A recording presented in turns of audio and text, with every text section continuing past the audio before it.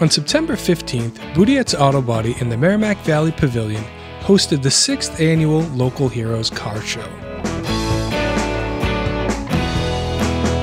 Local Heroes is a nonprofit organization dedicated to supporting local servicemen and women and their families.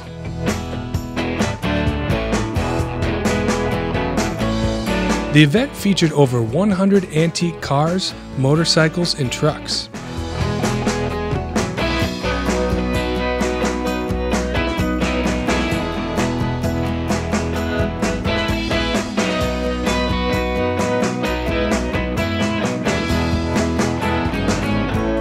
Each participant donated $15 to enter their vehicle.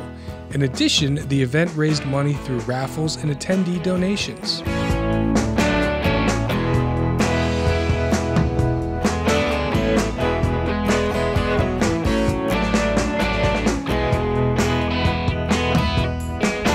Local Heroes gives 100% of all donations and grants directly to veterans and their families. They also offer resources and assistance to help reintegrate veterans back into civilian life.